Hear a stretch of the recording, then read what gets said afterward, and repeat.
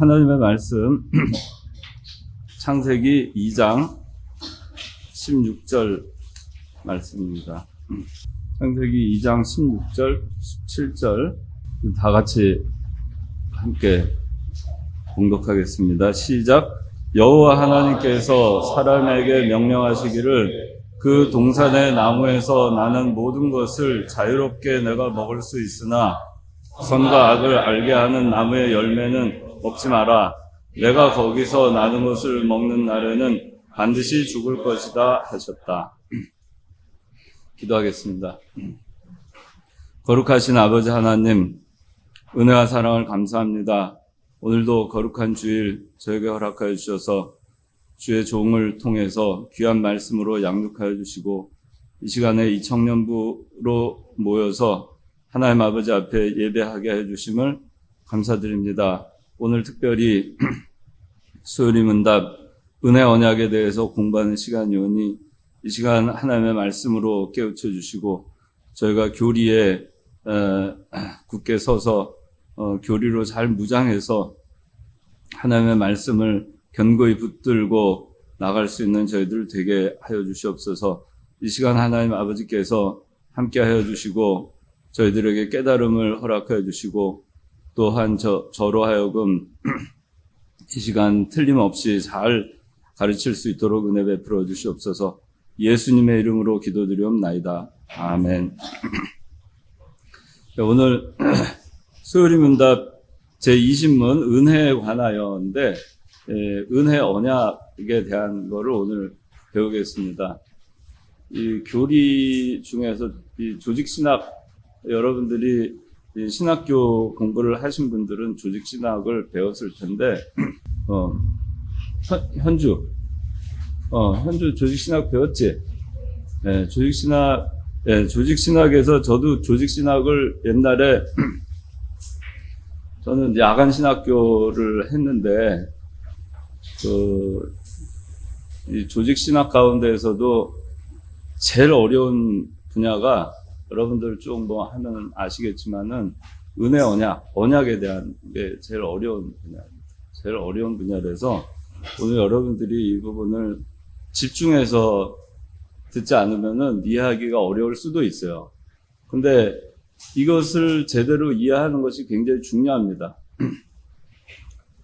이거를 아마 여러분들이 스스로 이거를 조직신학 강의를 듣거나 이런 걸 해서 다 이해하기가 상당히 어려워요. 저도 젊었을 때 20대 때 여러분들보다 더 어렸을 때는 뻘컵 조직신학이라고 일청년부에서 셀 모임을 할 때 뻘컵 씨가 쓴 조직신학 책이 있어요. 그게 우리 교단에 옛날에 신학교에서 강의하던 교재로 쓰였던 책이에요. 지금도 칼빈주의의 조직신학에 말하자면 바이블과 같은 그런 책으로 쓰이는 건데, 우리 목사님, 이병규 목사님도 뻘컵 조직신학을 근거로 해서 교리의 체계를 확립을 하고, 그 뻘컵 조직신학은 칼빈주의를 조직적으로, 체계적으로 정리를 해놓은 그런 신학 서적이에요. 근데 그 조직신학에서 제가 배우면서도 굉장히 어려웠고, 이 은혜 언약에 대해서 굉장히 어려웠고, 20대 때 셀 교육을 통해서 셀 교육, 셀 토론 이런 걸 하면서 그래서 상당히 많은 토론을 했었어요. 당시에는 일청년부의 회원의 절반이 신학생이었습니다. 요새는 그렇지 않은데 옛날에 창관교회 일청년부의 절반이 신학생이었었어요. 왜 그랬냐면은 전국 각지에서 신학 공부, 우리 계약 신학교를 다니기 위해서 서울로 상경하는 청년들이 많았었어요. 제가 대학 다닐 때만 해도 80년대니까, 제가 81학번이니까. 그리고 신학교 강의실이 창관교회에 있었습니다. 지금 명륜교회에 있지만. 창관교회에 있었기 때문에 창관교회에 와서 숙식을 하면서 그러면서 신학 공부를 하는 신학생들이 많았었고 그 신학생들 지금은 다 대부분 목사님이 되셨죠. 근데 그때 그 신학생들이 주로 이제 셀 조장으로 이렇게 하면서 토론을 하고 했는데도 이 은혜 언약에 대해서는 항상 난제였었어요. 그리고 제가 더 세월이 지나고 이 은혜 언약에 대해서 계속 그 의문을 갖고 또 질문을 하고 이렇게 여러 목사님들과 또 여쭤보기도 하고 그렇게 했는데도 사실상 잘 정리가 되지 않았었어요. 그만큼 이게 참 어려웠던 겁니다. 행위 언약이라는 것과 은혜 언약이라는 것과 속죄 언약이라고 하는 것과 이런 것들이 다 연결이 되어 있는데 이 행위 언약과 은혜 언약, 속죄 언약, 그 다음에 그 자유의지, 행위 언약이 있을 때는 자유의지가 부여되었고 은혜 언약 시대에는 자유의지가 상실된 채로 자유의지가 없는 상태로 그대로 가는 거예요. 그래서 그거에 대해서도 그 자유의지가 있고 없고에 대해서도 상당히 혼란스러웠었고 그랬었습니다. 근데 이거를 제가 그래도 또 정리를 하고 이렇게 다시 목사님들을 통해서 또 최근 몇 년 동안에는 또 이병규 목사님, 또 이영훈 목사님, 그리고 그 김차원 목사님 이렇게 통해서 정리를 최근에 들어서야 할 수 있게 됐어요. 그래서 여러분들이 저는 40이 넘어서 40대 중반이 넘어서야 정리가 된 거를 여러분들은 지금 20대 후반, 30대 초반에 정리가 된 것을 공부를 하는 거니까 나중에 여러분들이 누가 물어봐도 행위 언약과 은혜 언약, 그 다음에 자유의지 이런 것들에 대해서 누가 질문이 들어올 때 여러분들이 혼동하지 않냐고 분명하게 대답할 수 있도록 오늘 집중해서 잘 들어줬으면 좋겠어요. 자, 은혜에 관하여 그런데 은혜 언약입니다. 제20문. 자, 제20문. 제가 질문 읽을 테니까 답을 같이 읽어주세요. 제20문. 하나님께서 모든 인종을 죄와 비참한 지경에서 멸망하게 버려두셨습니까?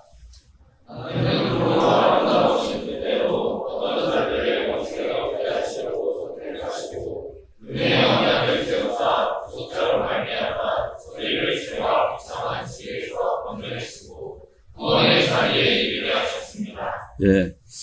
질문을 보면 하나님께서 주체가 하나님이시죠. 모든 인종을 죄와 비참한 지경에서 멸망하게 버려두셨습니까? 그렇게 물어보고 있습니다. 하나님께서 모든 인종을, 이 모든 인종 속에는 택자와 불택자가 다 섞여 있는 것입니다. 그래서 하나님께서 과연 택자와 불택자를 죄와 비참한 지경에서 멸망하게 버려두셨습니까? 라고 질문하고 있어요. 거기에 대해서 답이 하나님은 홀로 아름다우신 뜻대로, 자, 홀로 아름다우신 뜻대로, 이거는 하나님의 단독적 역사, 주권적 역사, 어느 누구에게도 간섭받지 아니하심을 얘기하는 겁니다. 또 어떤 조건을 두지 아니하시고 하나님은 단독적으로, 주권적으로 어떤 자들을 영생을 얻게 하시려고 선택하시고, 그러니까 이 선택한 사람들은 택자에 해당하겠죠. 어떤 자들을 영생을 얻게 하시려고 선택하셨어요. 이 어떤 자들을 영생을 얻게 하려고 선택한 겁니다. 이것이 하나님의 선택이에요. 하나님의 택하심이에요. 그러니까 어떤 자들은 영생을 얻게 하시려고 선택하셨고 나머지 사람들은 영생을 얻게 할 그 기회를 주지 아니하시고 유기하셨어요. 그걸 불택하신 거죠. 그걸 유기했다라고도 얘기해요. 하나님 그대로 내어버려 두신 것입니다. 그걸 유기라고 얘기해요. 그냥 방치해 놓으신 겁니다. 방치해 놓고 유기해 놓고 택한 자들만 하나님께서 영생을 얻게 하려고 선택하신 것입니다. 그리고 은혜의 언약을 세우사, 자, 그 택자들을 위해서 은혜의 언약을 세웠어요. 이게 은혜 언약이에요. 이 택자들이 영생을 얻게 하려고 택하긴 택했는데, 이 영생을 얻으려면은 죄와 비참한 지경에 그대로 있는 상태에 있는 사람들을 영생을 얻게 하려면 죄와 비참한 가운데에서 건져내야 돼요. 근데 죄와 비참한 가운데에서 자기 스스로는 건져냄을 받을 수가 없고 건져낼 수도 없기 때문에 은혜의 언약을 세우신 것입니다. 그래서 구속자로 말미암아, 구속자는 예수 그리스도이시죠. 예수 그리스도로 말미암아 저희를 죄와 비참한 지위에서 건져내시고, 이거는 그 하나님은 은혜의 하나님, 사랑의 하나님이시기도 하지만 하나님은 공의의 하나님이시기도 하시기 때문에 죄와 비참한 지위에서 건져내시기 위해서는 구속자가 필요했던 겁니다. 죄와 비참한 지경에서 자기 스스로는 회복할 수가 없었어요. 회복할 수가 없기 때문에 그 모든 죄와 비참함, 그것을 다 짊어지시고 대신 십자가에 지실 그 형벌을, 죄의 삭을 감당해야 될, 죄의 삭은 사망이라고 성경에 나와 있는데 그 사망의 형벌을 감당해야 될 구속자가 있어야 됐고, 그걸 통해서 죄와 비참한 지위에서 건져내시고, 그 건져내심으로써 그 선택함을 받은 택자들은 구원의 자리에 이를 수 있도록 하신 것입니다. 이것이 은혜 언약이에요. 그래서 다시 말해서 은혜 언약이라고 하는 것은 죄와 비참한 지위에 있던 사람들을 무조건적으로 선택하셔서 우리를 예수 그리스도로 말미암아 구원해 내시고 구원의 자리에 이르게 하신 그것이 은혜 언약이에요. 무슨 말인지 이해됐어요? 은혜 언약이라고 하는 것은 죄와 비참한 지위에 있던 사람이 자기 스스로 자기의 행위나 자기의 노력에 의해서 그렇게 해서 건져냄을 받은 것이 아니라 구속자이신 예수 그리스도로 말미암아 은혜로서 구원을 얻게 해 주시기로 약속하신 것이 은혜 언약이에요. 그러니까 이게 이제 교리적으로 이렇게 얘기를 하는데, 쉽게 말해서는 예수 그리스도 십자가에서 나의 모든 죄를 다 짊어지시고 죽으시고, 또 십자가에서 형벌을 받으시기까지 이 세상에 오셔서 죽는 그 순간까지 성경 66권을 다 이루시고 모든 율법을 다 행하신, 다 순종하심으로써 의를 이루신 그 의를 우리에게 입히시고, 그리고 십자가에 못 박혀 죽으심으로써 우리의 모든 죄는 대신 지시고, 그렇게 해서 죽으신 다음에 사흘 만에 부활하심으로 우리에게 부활의 소망을 주신 것입니다. 우리가 그 과정에서 행한 것은 아무것도 없어요. 하나님께서 결정하셨고, 하나님께서 약속하셨고, 하나님께서 약속하신 대로 구속자이신 예수 그리스도를 보내셨고, 하나님께서 약속하신 대로 우리를 예수 그리스도를 믿게 하셨고, 예수 그리스도의 십자가와 부활을 믿게 하셨고, 하나님께서 약속하신 대로 우리를 구원의 자리에 이르게 해 주신 것이에요. 그것이 은혜 언약. 그렇게 하겠다. 내가 너희를 그렇게 하겠다. 너희를 택해서 예수 그리스도를 보내줄 것이고, 예수 그리스도가 너희의 모든 죄를 다 담당할 것이고, 그리고 예수 그리스도께서 행하신 모든 의가 너에게 전가될 것이고, 그리고 예수 그리스도께서 부활하신 것과 같이 너희도 부활할 것이고, 그 사실을 믿으면 너희도 부활하신 예수 그리스도와 더불어 영생할 것이다. 그리고 너희가 영생할 수 있도록 필요한 모든 과정은 내가 준비할 것이고, 내가 행할 것이고, 내가 다 이룰 것이다. 그것을 내가 약속한다. 그게 은혜 언약이에요.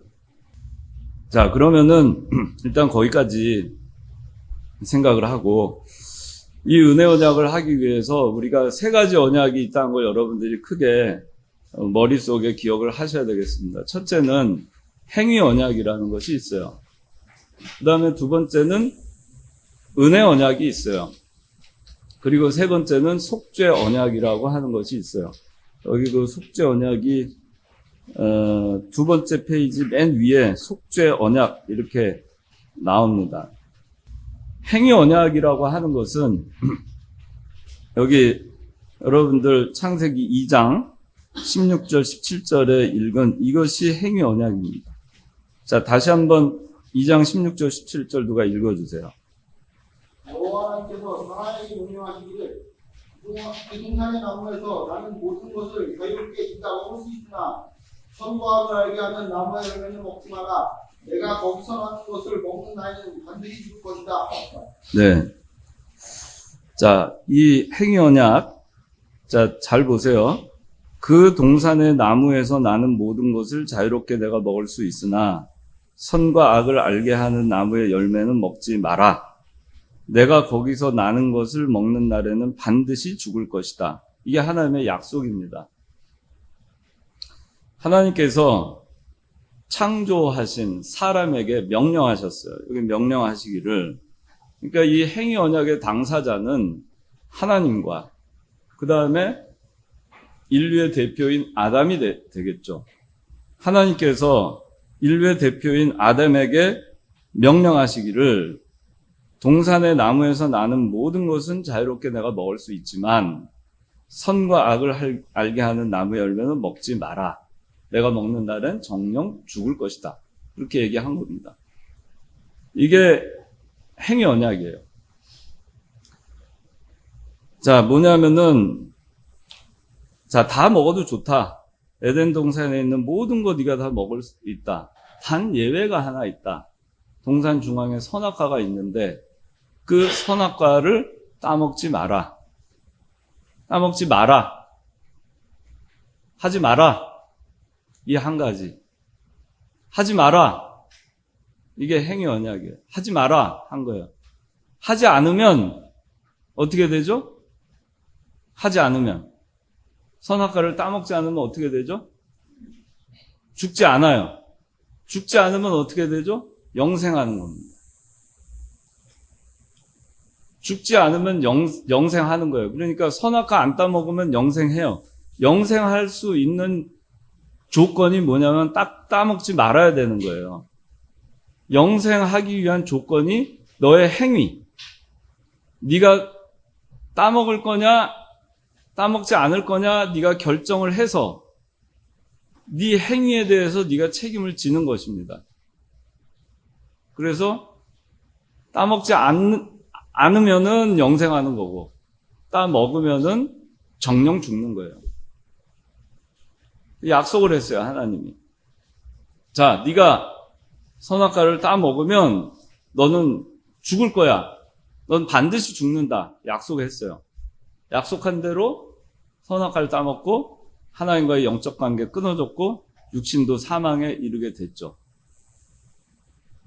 근데 만약에 선악과를 안 따먹었으면 죽지 않았겠죠. 영원히 살았을 겁니다. 근데 그때까지는 자유의지가 있었어요. 이 자유의지라고 하는 거는 제가 그 셀 조장 교육할 때도 얘기했는데 여기 이거하고 이게 있는데 제가 이걸 먹을까 이걸 먹을까 결정하는 의지를 얘기하는 게 아니에요. 여기서 얘기하는 자유의지는 우리가 인간에게 있어서 도덕적 또 인격적 영적인 그러한 자유의지가 있을 수 있어요. 도덕적으로 결정할 수 있는 게 있고, 인격적으로 결정할 수 있는 게 있고, 영적으로 결정할 수 있는 게 있어요. 도덕적 선과 악이 있고, 인격적으로 선과 악이 있고, 또 영적인 선과 악이 있어요. 근데 여기서 행위 언약에서의 그 자유의지라고 얘기하거나, 여러분들이 보통 목사님들이 얘기하는 자유의지라고 하는 거는 내가 설렁탕을 먹을 거냐 갈비탕을 먹을 거냐를 결정하는 의지를 얘기하는 것이 아니라 선과 악을 결정하는 의지를, 그 결정권을 얘기하는 거예요. 영적인 부분에서만. 도덕적이거나 인격적인 것을 얘기하는 게 아니에요. 도덕적으로 얼마든지 그 불택자들도 선한 행동을 할 수 있어요. 왜냐하면 인간 자체가 하나님의 형상대로 지음을 받았기 때문에. 그러나 영적 의미에서의 선이라고 하는 것은 영이 살아 있느냐, 하나님 말씀에 순종하느냐, 안 하느냐, 그 두 가지로만 결정이 되는 거예요. 영적인 면에서의 선은 말씀에 순종하는 것이 선이고, 말씀에 불순종하거나 순종함에 부족한 것은 다 악이에요. 그렇기 때문에 만약에 예수님을 모르는 사람, 영접하지 아니한 사람들 있잖아요. 그 사람들이 선한 일을 많이 하고 교회 와서 헌금도 많이 하고, 그러면 그것이 하나님 보시기에 선이 될까? 그건 선이 아니에요.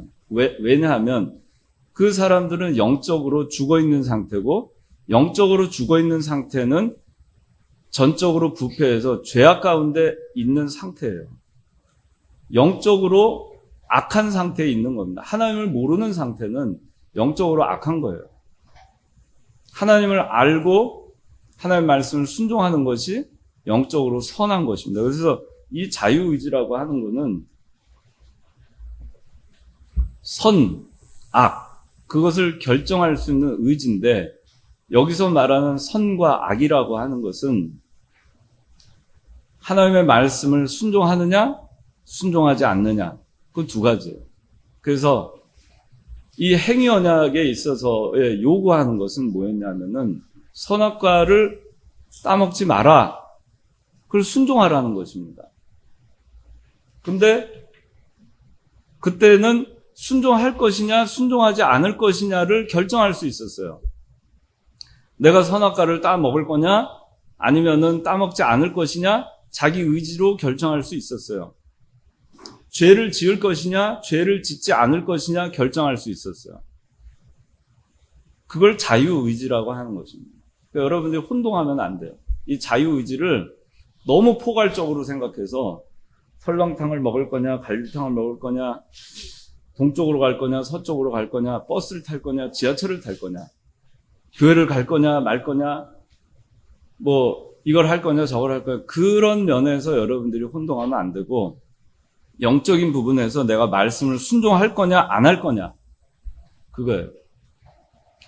예수 믿지 않는 사람들은 말씀에 결코 순종할 수 없죠. 그렇죠? 그렇기 때문에 예수 믿지 않는 사람들이 아무리 도덕적이고 인격적으로 선을 행한다 하더라도 그 사람들을 우리는 뭐라고 얘기하냐면 전적 타락했고 전적 부패했다라고 얘기를 하는 거예요. 전적 죄인이라고 얘기하는 거예요. 그래서 세상에서 말하는 죄, 의, 이런 거하고 여러분들이 혼동을 해서 보면 안 돼요. 그래서 자, 행위 언약은 이 아담과 하와에게 선악과를 따먹지 마라, 이렇게 하나님께서 명령하신 거고, 따먹으면은 죽는다, 그 얘기하신 건데, 그래서 아담과 하와는 자유의지를 가지고 선악과를 따먹었어요. 불순종하기로 결정한 것입니다. 왜? 이거를 먹으면 하나님보다 더 지혜로울 것 같고, 또 탐스럽고 먹음직스럽고, 그러니까 그걸 따먹은 거죠. 결정한 거예요. 그래서 이 행위 언약, 이거는 지금 이 선악과 따먹지 마라, 먹으면 정령 죽는다 하는 것이 행위 언약이에요. 행위 언약인데, 이 행위 언약은 행위 언약이 있던 이 시점까지는 자유의지가 있었어요. 영적으로 선과 악을 택할 수 있는 의지, 결정권이 인간에게 있었습니다. 그 자유의지가 있었어요. 그런데 인간이 선악과를 따먹음으로 인해서 영적으로 어떻게 됐죠? 살았어요, 죽었어요? 죽었죠. 이제 죽었죠. 죽었으니까 죽은 사람에게 죽은 사람이 야, 너 일어나봐. 잠깐만, 너 살려줄 테니까 이거 좀 잡아. 요거 너 하면은 너 살 수 있어. 죽은 사람한테 아무리 얘기한다고 그 사람이 깨어나서 그거 할 수 있어요? 행위를 할 수 있어요? 어떤 행동을 할 수 있어요? 자기가 할 수 있는 거 있어요? 아무것도 없죠. 그렇기 때문에 그 다음부터는 은혜로서만 구원을 받을 수 있는 거예요. 그래서 은혜 언약이 필요한 것입니다. 그래서 아담과 하와가 선악과를 따먹은 즉시 영은 죽었고, 그래서 행위 언약은 종료가 됐어요. 이미 무효가 된 겁니다. 그리고 그 다음에 영적으로 죽은, 전적으로 타락한 그 인간을 살리시기 위해서 예수 그리스도를 보내셔서 건져내시기로 작정하시고 약속하신, 아까 제가 얘기한 그 약속하신 것이 은혜 언약이에요. 이제는 하나님의 은혜로서만 구원을 받을 수 있어요. 여기 1페이지 1번 은혜 언약의 정의 바로 아래 은혜란 이렇게 돼 있죠. 자, 제가 읽을 테니까 정의를 읽어보세요. 은혜란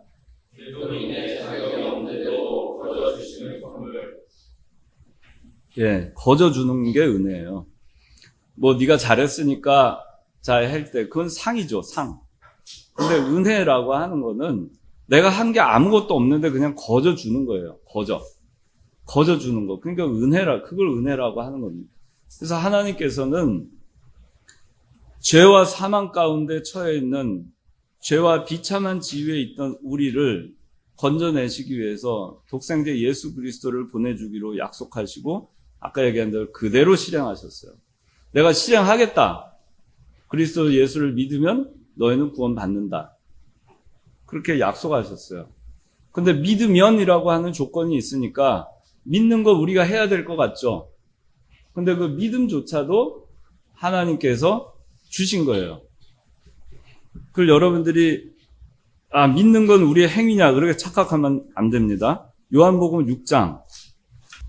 자, 6장 44절 다 같이 읽어봅시다. 시작.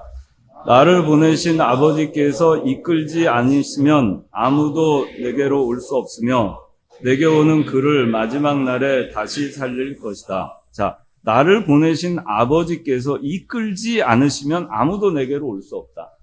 이건 뭐냐면은 죽어있는 사람이 자기가 결정해서 나 믿겠다 안 믿겠다 정할 수 없잖아요. 아까 얘기했지만 죽어있어요. 감각도 없어요. 그 사람한테 너 믿을래 안 믿을래 구원의 초청을 한다고 해서 그 사람이 나 믿을래 하고선 살아날 수가 없어요. 그래서 여기 요한복음 6장 44절에 있는 것 같이 아버지께서 이끌어야 아버지께로 올 수 있는 거예요. 아버지께서 믿게 하셔야 예수 그리스도께 올 수 있게 해놓으신 겁니다. 그렇기 때문에 은혜 언약은 너희가 믿으면 구원을 받는다라는 믿으면이라고 하는 것이 우리의 행위를 요구하는 것이 아니라 그 믿으면이라고 하는 것조차도 하나님께서 행하시겠다고 약속하시는 거예요. 너희를 믿게 하겠다. 너희를 나에게로 이끌겠다라고 약속하시는 겁니다. 그래서 그게 이제 은혜 언약이 되는 건데, 그러면 이제 은혜 언약 이제 아담과 하와가 선악과를 따먹은 다음부터는 은혜 언약의 시대가 그 이후부터 오늘까지 이어지는 겁니다. 예수 그리스도 재림하실 때까지 은혜 언약이 유효한 것입니다. 행위 언약은 폐기됐어요. 행위 언약으로 말미암아 구원받을 수 있는 사람은 아무도 없어요. 이제는 아담과 하와 말고는 그 이후에 아담과 하와의 후손은 행위 언약으로 구원받을 수가 없어요.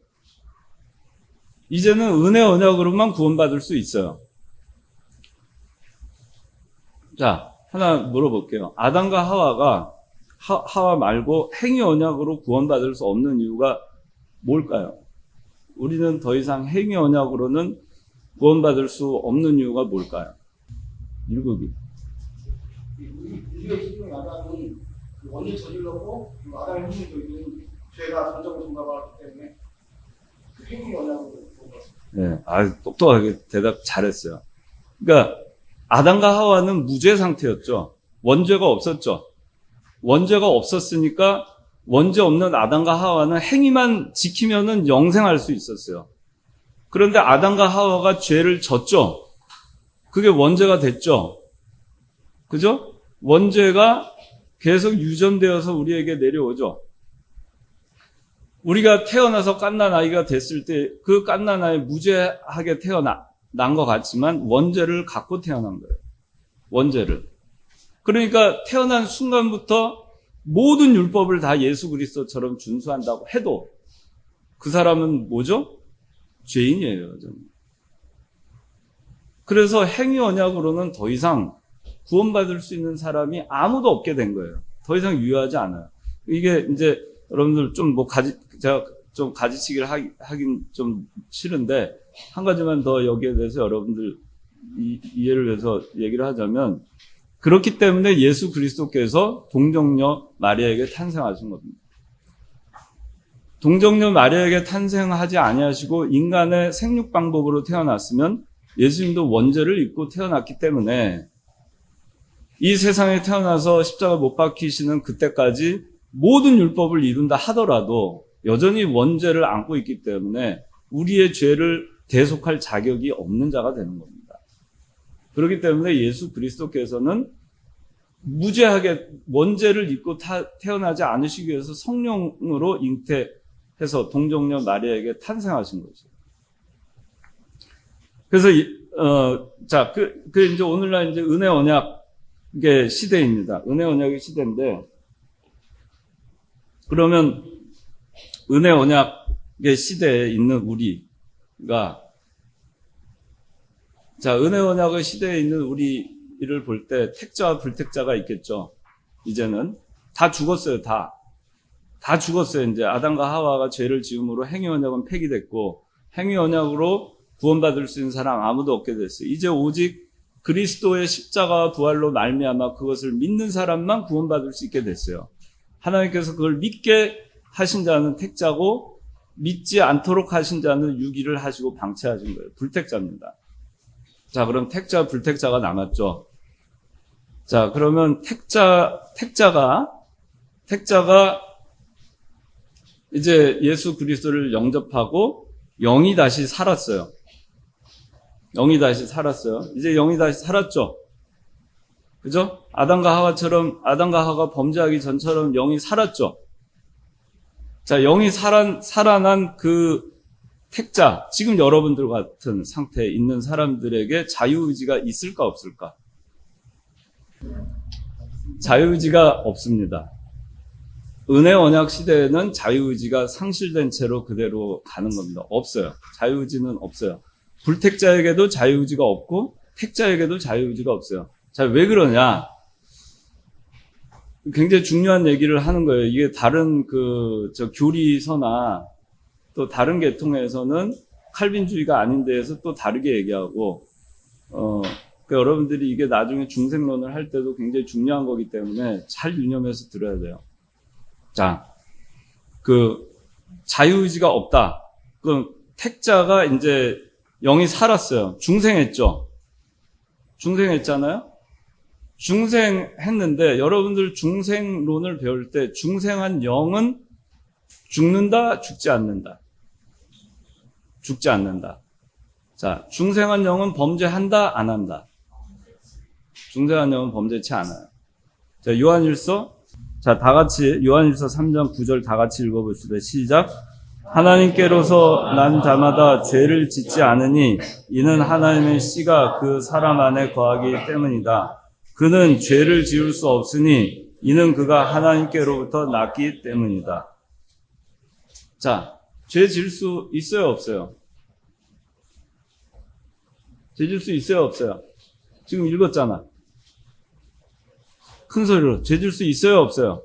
없어요. 죄를 지을 수 없어요. 그렇기 때문에 자유의지가 없는 거예요. 아까 자유의지의 정의가 뭐냐면은 하나님의 간섭 없이 자기의 단독적 결정권을 가지고 선과 악을 선택할 수 있는 결정권이 자유의지라 그랬어요. 그러니까 죄를 지을 수도 있고 죄를 지을 수도 없는 거예요. 자기가 택하는 거예요. 선악과를 따먹기도 하고 안 따먹기도 할 수 있는 거예요. 자기가 결정하는 거예요. 근데 중생한 영은 오로지 뭐밖에 할 수 없어요? 선밖에 할 수 없어요. 죄는 결코 지을 수 없다고 성경에 나와 있잖아요. 근데 여러분들이 근데 죄 져요, 안 져요? 죄 짓죠? 그게 헷갈리죠? 근데 그 죄라고 하는 것은 중생한 영이 짓는 죄가 아니에요. 중생한 영은 오로지 선밖에 행할 수 없어요. 자유의지가 없어요. 자기가 죄를 택할 능력이 없어요. 그냥 선만 행하는 겁니다. 중생한 영은. 근데 우리를 죄짓게 만드는 요소는 육신이에요. 육신 가운데 여전히 우리가 중생하기 전에 가지고 있던 육신의 정욕, 안목의 정욕, 이생의 자랑, 육신의 부패성이 그대로 흔적이 남아있기 때문에 그걸 그대로 가지고 가는 겁니다. 그렇기 때문에 그 육신은 오로지 뭐밖에 하지 않아요? 죄밖에 짓지 않아요. 선과 악이 있으면 오로지 악만 행하는 거예요, 육신은. 여러분들의 육신은 오로지 악만 행하는 것입니다. 여러분들의 영은 오로지 선만 행하는 거예요. 그래서 육신도 자유의지가 없어요. 왜? 선을 택할 능력이 없기 때문에. 중생한 영 역시 악을 택할 능력이 없기 때문에 자유의지가 없어요. 그래서 우리가 곤고한 거예요. 사도 바울이 얘기하는 거예요. 오호라 나는 곤고한 사람이로다. 날마다 싸우잖아요. 날마다. 사도 바울이 고민하고 고통스러워한 것이 뭐냐면은 내 안에서는 선을 행하고자 하는데 이 육신이 자꾸 범죄하게 하기 때문에 그것 때문에 갈등을 겪는 거예요. 그것이 영적 전투예요.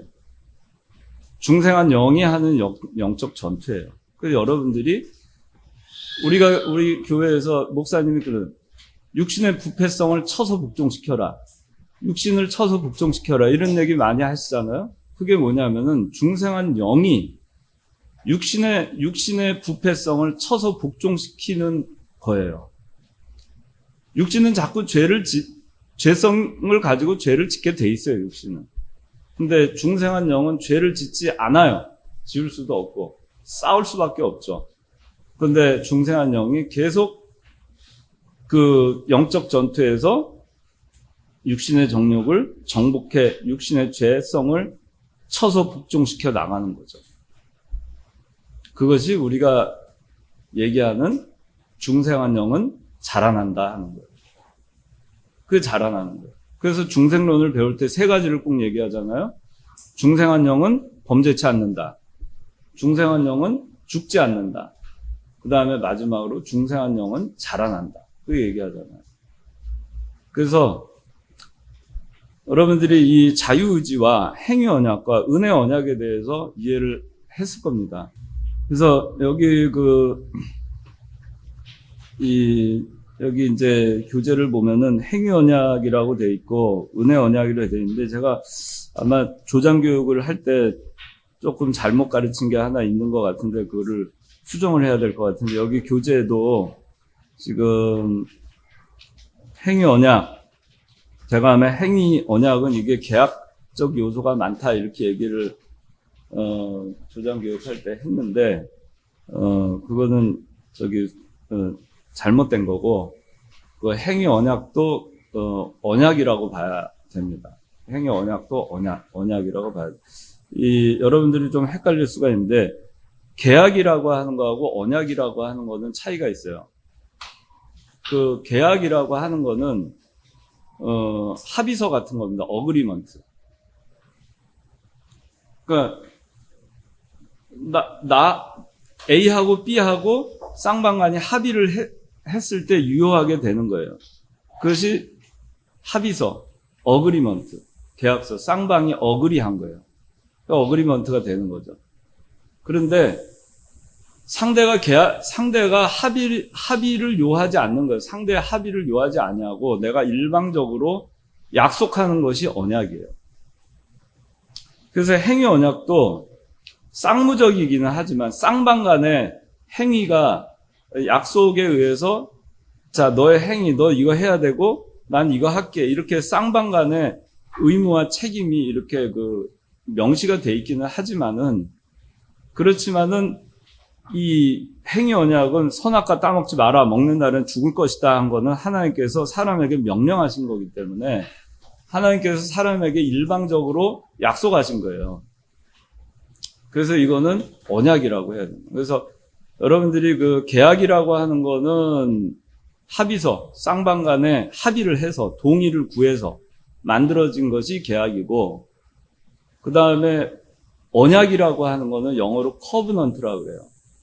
그래서 쉽게 얘기하자면 언약이라고 하는 건 내가 약속해 주는 거예요. 이걸 내가 이행 못하면 나는 어떻게 될 거야. 그러니까 나 반드시 이행할게, 너한테. 상대에게 동의를 요하지 않는 거예요. 그 언약, 그 약속에 대해서 내가 이거 약속할 건데 너도 약속해. 그걸 동의를 요하지 않는 거예요. 그게 언약입니다. 그래서 행위 언약이나 은혜 언약이나 속죄 언약은 다 언약이에요. 어그리먼트가 아니고 커브넌트입니다. 이것도 여러분들이 지금 다 이해가 안 된다 해도 계약과 언약은 차이가 있구나. 계약은 쌍방이 합의를 해야 되는 것이고 언약은 일방적인 약속이다 하는 것만이라도 정확하게 개념 정리를 해놓고 가시기 바라요. 하나님께서 이 성경에서 우리에게 하시는 것은 우리의 동의를 요구해서 기록하신 것이 하나도 없어요. 하나님께서 그냥 언약하신 거예요. 그리고 우리에게 지키라고 하시는 겁니다. 언약하신 거예요. 지키면 어떻게 해주겠다. 약속하신 겁니다. 그래서 언약이라고 해요. 우리 신학교 이름이 계약신학교라고 하잖아요. 계약신학교, 또 우리 계신 측이죠. 우리 교단 이름이.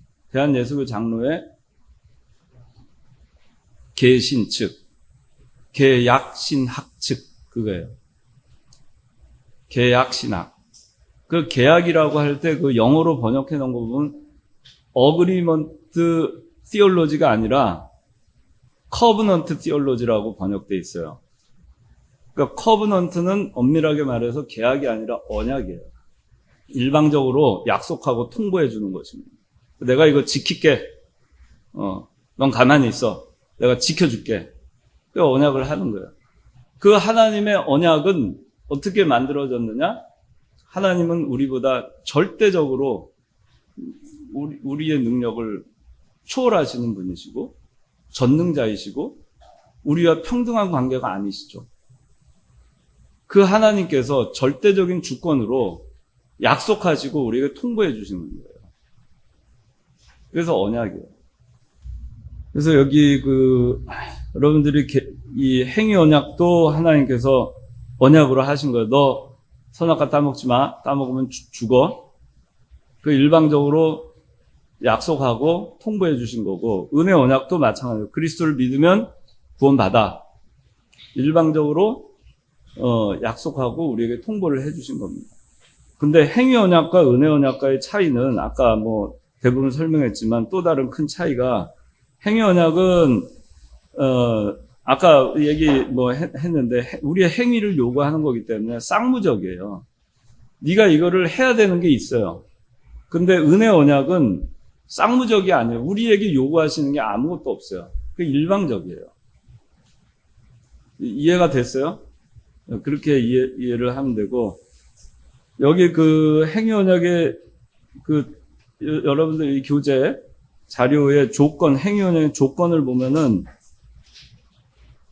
여기 613가지 율법을 순종해야 한다로 돼 있는데, 여기 괄호 열고 괄호 안에 이게 설명이 잘 돼 있긴 한데, 조건 자체가 613가지 율법을 순종한다 하더라도 우리가 구원받을 수 없기 때문에 이 조건 자체는 맞다고 할 수는 없어요. 여러분들이 여기에 매이지 않기 바랍니다. 613가지 율법을 순종한다 하더라도 이 행위 언약으로 아까 설명했지 원죄가 있기 때문에 구원받을 수 없다 하는 거예요. 이미 원죄를 타고난 우리는 613가지 율법을 순종한다 하더라도 구원받을 수 없기 때문에 행위 언약으로는 구원받을 수 없다는 걸 여러분들이 정확하게 이해를 하셔야 되겠어요. 그 다음에 이 마지막으로 이 속죄 언약인데, 여기 나머지는 여러분들이 보시면은 제가 지금 설명한 거를 토대로 해서 하면 다 쉽게 이해가 될 겁니다. 속죄 언약 다 같이 읽어봅시다. 시작.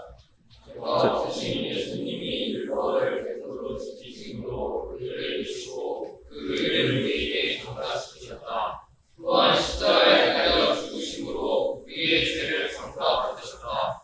이러한 의의 전과 죄의 전과를 통한 택자들을 구제하심으로 하나님과 예수님과 맺은 언약이다. 그러므로 예수님께서 속죄 언약을 완성하셨다. 예.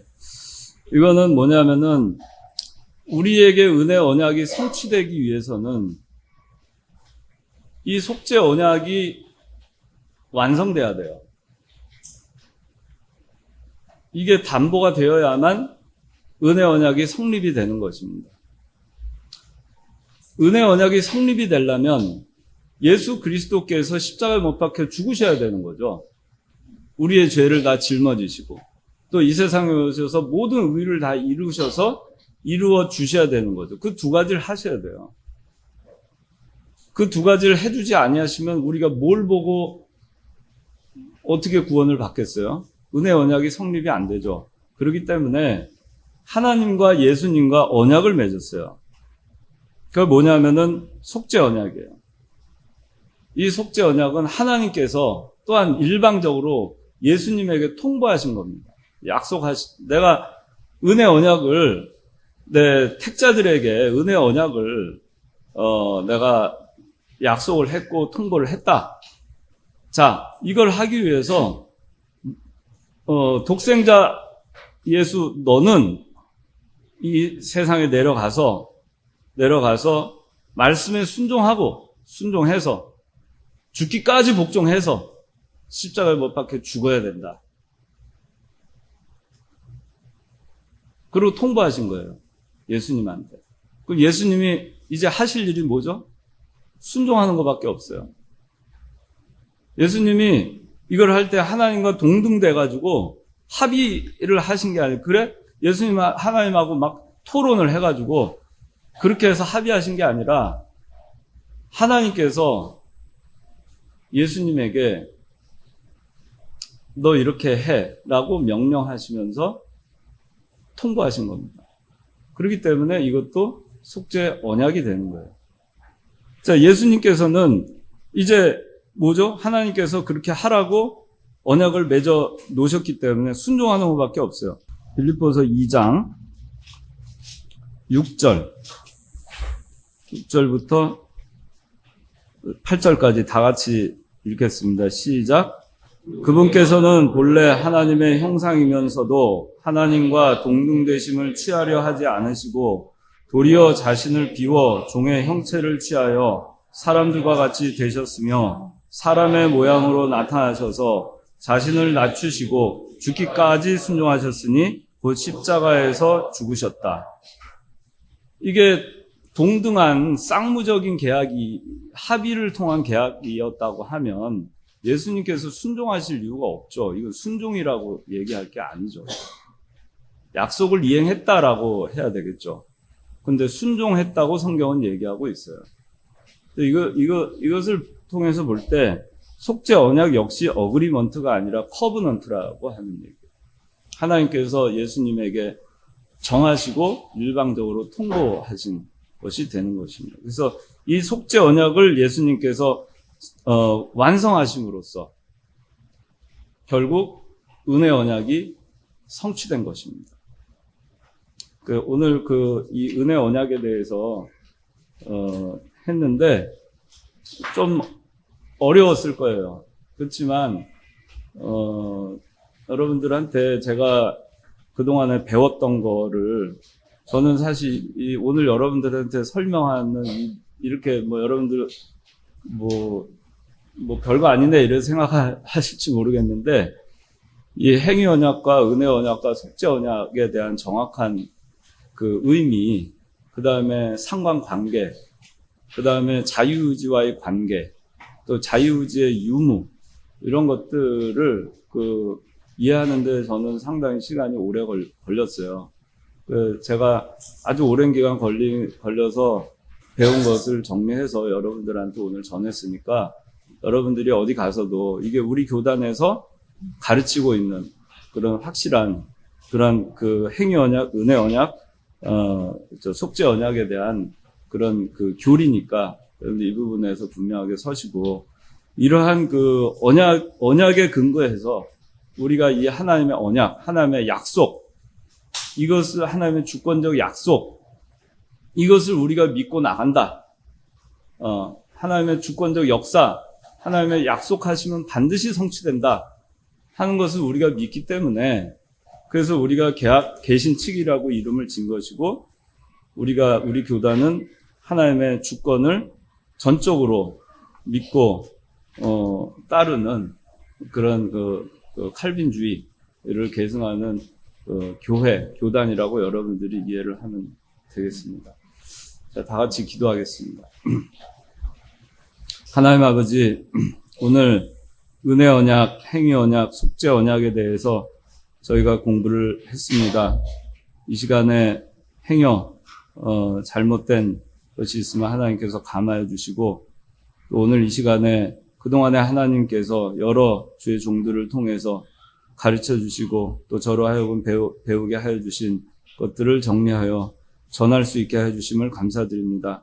우리 창관교회 이 청년부의 청년들이 어디를 나가서든 간에 우리 교단의 확실한 진리를 저희가 뚜렷하게 깨우쳐서 그 말씀의 토대 위에 저희가 믿음의 길을 걸어 나가며 교회를 세워 나갈 수 있는 저희들의 신앙이 다 될 수 있도록 은혜 베풀어 주시옵소서.